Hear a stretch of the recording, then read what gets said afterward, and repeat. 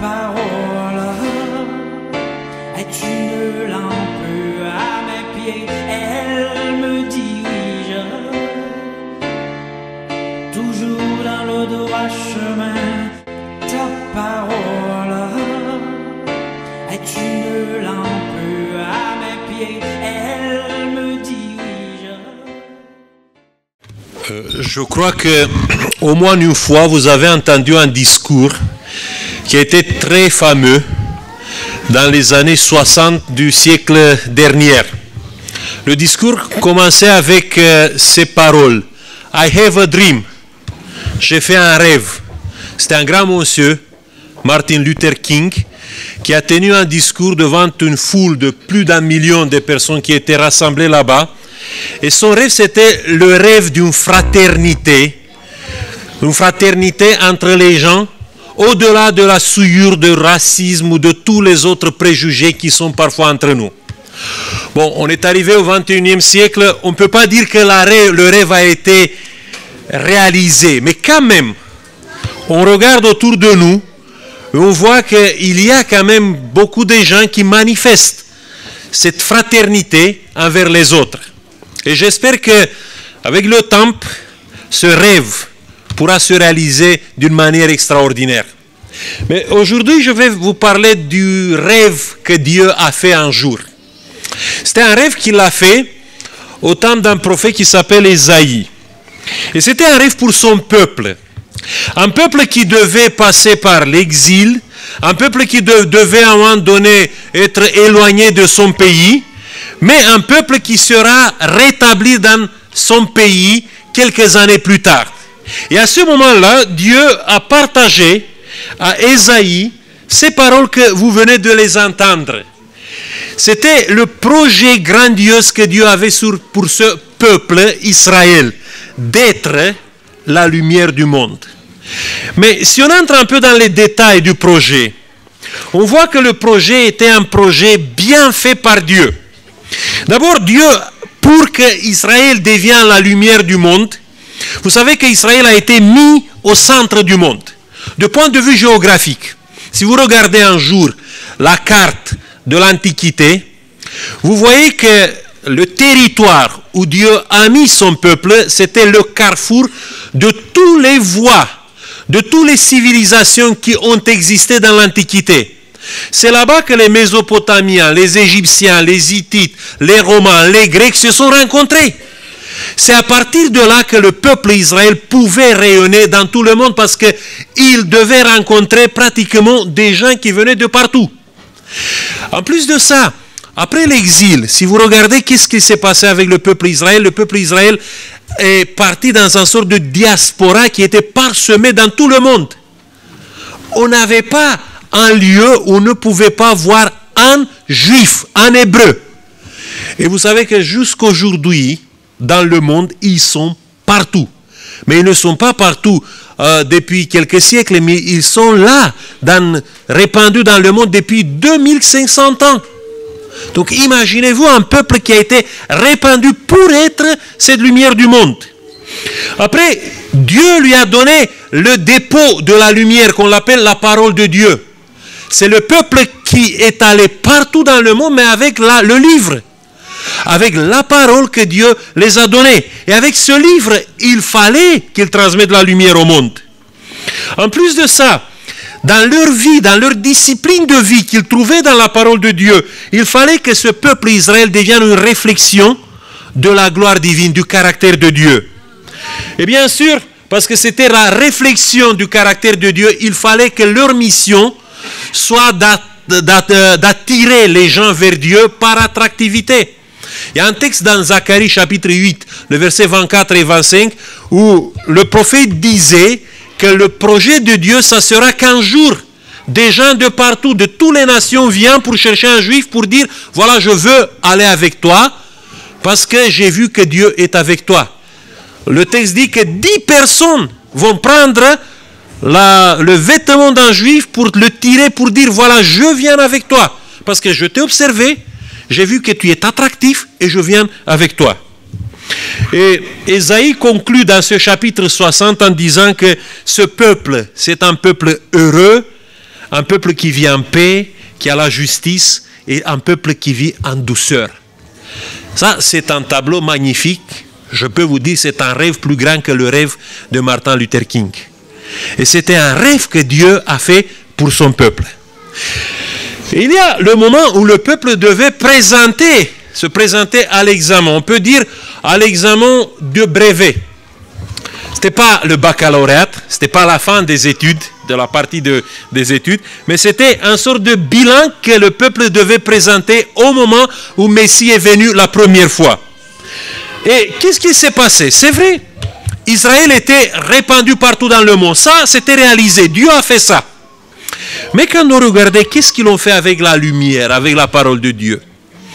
Vous savez que les Juifs, ils ont inventé une institution que nous l'avons jusqu'aujourd'hui transformée, bien sûr. Ça s'appelait la synagogue. C'était un bâtiment où les gens se rencontraient pour discuter de la parole de Dieu. C'est vrai, il avait quelques doctrines bien établies, mais quand ils discutaient de la parole de Dieu, je ne sais pas si vous vous imaginez comment les discussions sur la parole de Dieu se portaient au moment où Jésus est venu. Parce que les gens ont été vraiment étonnés de la clarté du message de Jésus. Et tout le monde a reconnu qu'il ne parlait pas comme les gens qui allaient à la synagogue. Pourquoi? Parce qu'à la synagogue, on était dans un sort de débat spéculatif.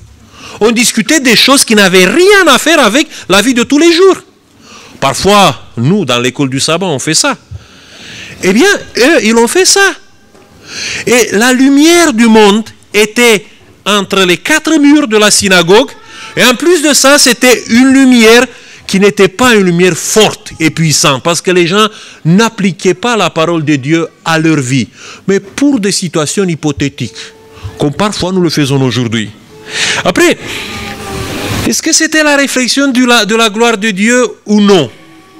Bon, je vous donne quelques épithètes, quelques mots que les écrivains latins utilisés au 1er siècle pour ce peuple d'Israël.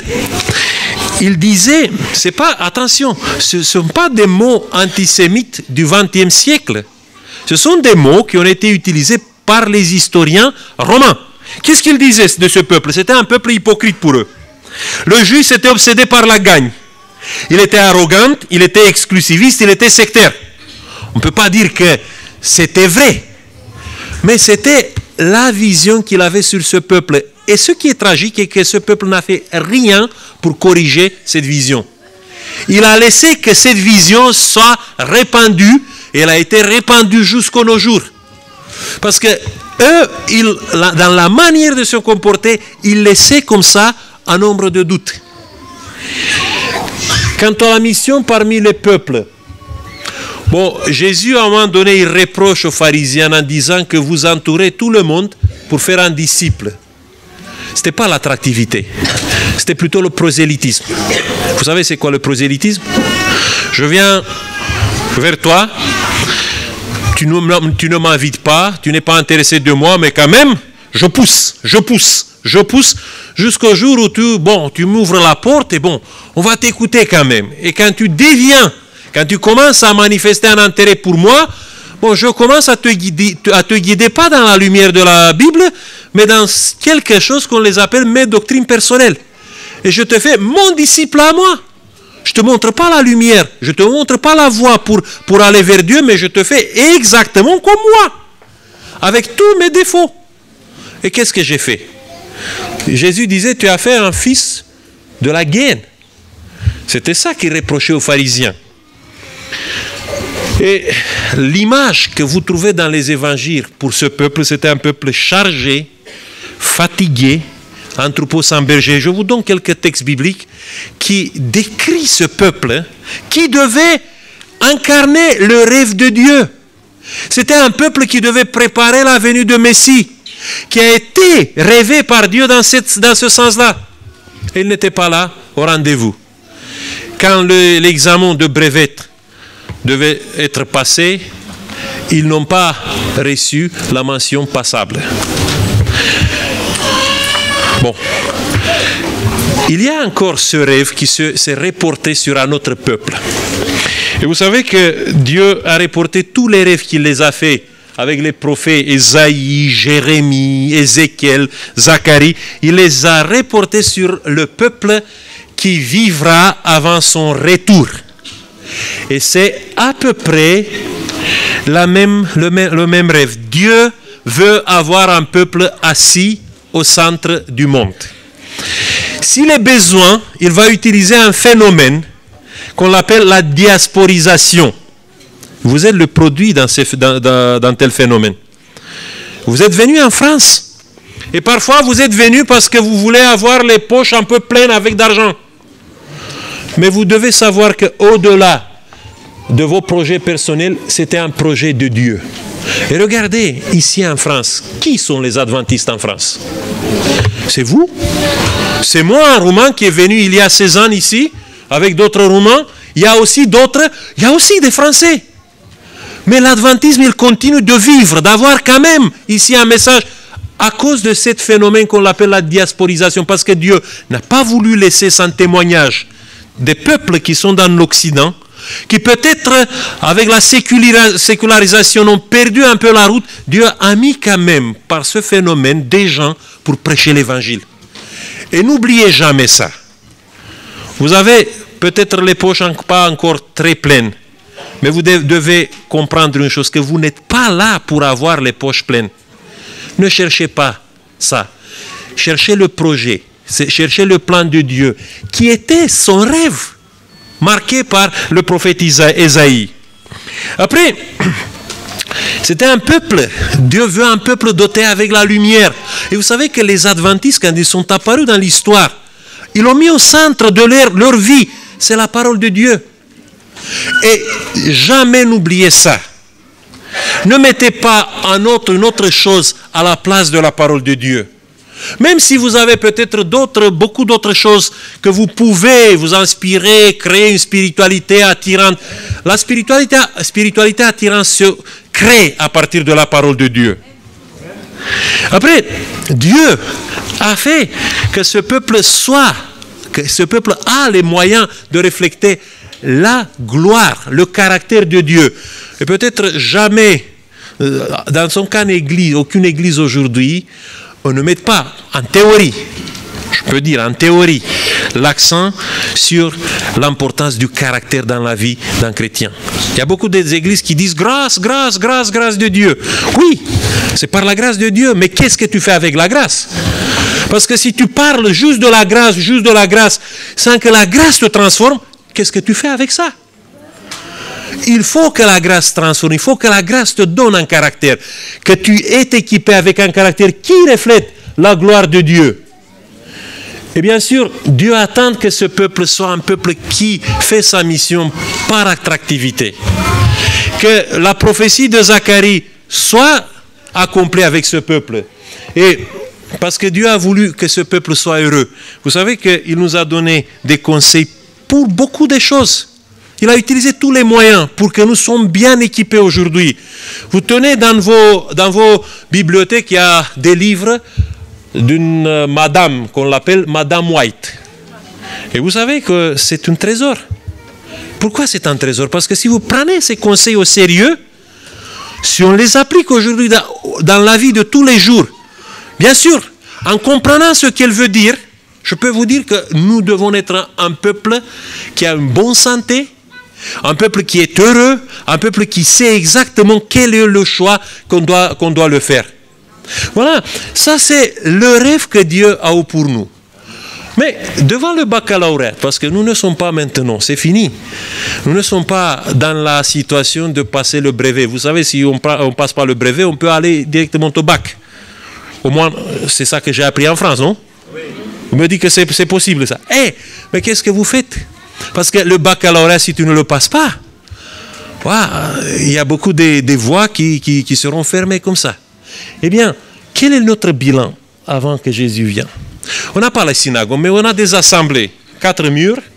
On se réunit ici, on découvre la parole de Dieu, on a construit des doctrines bien définies, mais je vois que de temps en temps, on glisse dans des discussions spéculatives.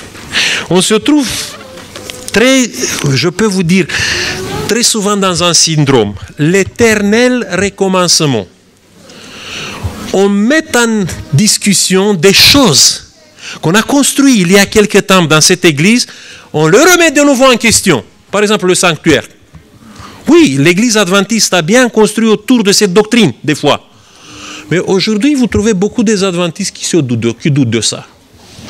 On a aussi construit autour des doctrines comme la création en 7 jours ou des choses comme ça. Mais vous trouvez aujourd'hui beaucoup de libéraux qui disent « Ah, ça, ce sont des histoires pour les enfants. » Et je me pose la question, pourquoi on retourne toujours au éternel recommencement? Et au lieu de ça, on perd de vue le vrai message que nous avons. Après, bon, je vais un peu plus vite. Je connais beaucoup de gens qui ont des visions, une vision parfois tronquée sur nous-mêmes. Et j'essaie parfois de dire non, c'est pas vrai ça. Mais devant, il y a des faits parfois qui nous font tort. Comment les gens voient aujourd'hui les adventistes? Dans votre milieu, en Haïti par exemple. Je vous dis, comment les gens voient les adventistes chez moi en Roumanie? Bon, de loin, quand vous posez cette question, les gens disent « Ah, les adventistes sont des gens hypocrites, obsédés par la gagne, exclusivistes et sectaires. » C'est exactement les mêmes mots que les Romains avaient pour les Juifs au 1er siècle. Et je trouve ça vraiment douloureux, parce qu'après 2000 ans, ce peuple de Dieu, il est toujours signé avec ça. On dit « Bon, c'est pas vrai. » Mais des fois, quand on voit qu'est-ce que nous faisons dans notre vie, nous voyons que nous tombons parfois dans une de telles descriptions. Après la mission parmi les peuples, on l'a fait avec quoi? Proclamation par l'attractivité. On proclame. Mais ce sont des paroles. La proclamation, c'est fait seulement des paroles. Les gens ont besoin plus que les paroles aujourd'hui. Personne ne croit pas aujourd'hui aux paroles. Regardez qu'est-ce qui se passe avec les hommes politiques en France ou ailleurs. Les gens ne regardent pas, ils changent immédiatement le poste de télévision parce qu'ils ont assez de paroles à gauche et à droite. Ils ont besoin des faits. Et si nous restons seulement dans cette démarche missionnaire de la proclamation, on ne pénètre pas avec le message de Dieu dans le monde d'aujourd'hui. Et est-ce que les adventistes sont les gens les plus joyeux, les plus optimistes, les plus heureux du monde? Je crois que oui. Grâce à Dieu que vous êtes comme ça. Mais quand je vois, pas chez vous ici, mais de temps en temps je vais dans les églises sans que les gens savent qui je suis, que je suis pasteur. Je peux vous dire que je m'assois toujours derrière et personne ne vient là pour me serrer la main pour me dire bonjour, qu'est-ce que vous faites? Je viens comme un étranger, je pars comme un étranger. Et ça nous dit quelque chose sur le bonheur qui est dans notre église, parce que quand le bonheur il est là, ça se voit. Après, le contenu de nos conversations, c'est plutôt négativiste des fois. Ah, on a beaucoup de choses à plaindre quand nous venons ici. C'est la fédération, c'est le comité, c'est les pasteurs, c'est les membres, ce sont les amis, c'est la famille, c'est tout le monde. C'est pas ça le contenu de nos conversations. Et si je peux vous dire que de temps en temps, je vois nos églises comme des églises qui génèrent les conflits. Ce sont des églises parfois conflictogènes. Beaucoup des églises adventistes sont comme ça. Pourquoi? Parce qu'il y a une souffrance, il y a une douleur, il y a un manquement, il y a peut-être une frustration qu'on doit traiter, qu'on doit corriger à un moment donné dans la manière de nous relationner les uns avec les autres. Et qu'est-ce qu'on fera? Comment le rêve va se réaliser? Moi, je vous dis quelque chose. Ne vous cachez derrière le nom d'adventiste en disant, bon, nous sommes le peuple élu, Dieu ne peut pas composer qu'avec nous. Je peux vous dire qu'à un moment donné, Dieu peut créer son peuple d'une manière alternative. Que ce peuple que nous l'aimons, que le message que nous l'avons, oui, c'est le bon message. Mais si nous restons toujours comme ça, figés entre les quatre murs, en discutant des choses spéculatives, sans avoir une connexion avec la réalité, qu'est-ce que vous croyez qu'on fasse? Dieu va nous attendre, mais je peux vous dire qu'il y a une patience qui va finir. Et quand Dieu va finir, peut-être ici et là, même s'il y a des églises adventistes, il y a un peuple alternatif que Dieu va le créer ailleurs. Et sans nous. Et il faut faire attention à ça, que le nom d'adventiste n'est pas la sécurité assurée que c'était nous qui serons un jour sauvés. Après, il faut passer de la vérité philosophique, qui est magnifique, doctrinaire, c'est bon, à la vérité vivante et vécue. Je vous dis encore une fois, le monde aujourd'hui n'a pas besoin de la philosophie. Le monde aujourd'hui a besoin de quelque chose qui peut toucher. Amen, amen. Troisième chose, s'il faut faire une réforme, on est à la fin des 10 jours de réveil et de réforme. S'il faut faire une réforme, ce n'est pas dans la gesticulation religieuse, dans les formes, mais la réforme doit être faite dans le caractère. La Bible parle du fruit de l'esprit. Et si vous regardez qu'est-ce que c'est le fruit de l'esprit, ça touche l'intérieur de la personne, ça touche ce qui est derrière ici, dans notre cavité crânienne, dans les pensées, dans les émotions, dans toutes les choses que nous les avons ici, pas dans la gesticulation. On peut avoir une gesticulation extraordinaire, qui est de loin parfaite, mais qu'est-ce qu'il se cache ici? C'est ici le caractère. C'est ici que Dieu veut mettre son fruit. Quatrième chose, on parle de la sanctification.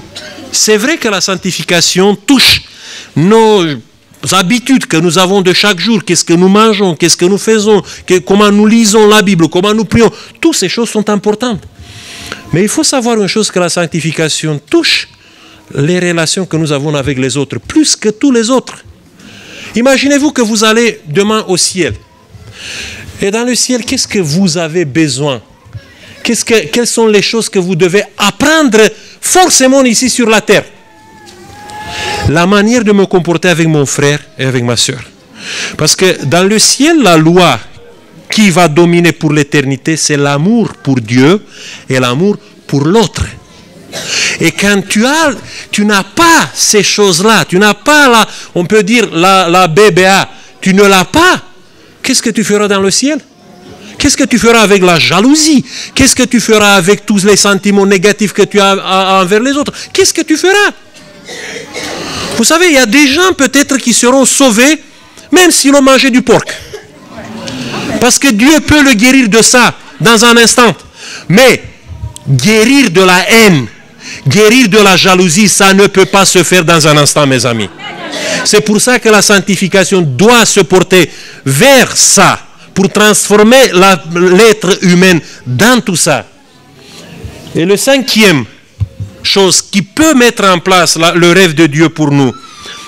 Bon, si vous vous réveillez le matin, regardez la vie comme une grâce que Dieu vous a donnée.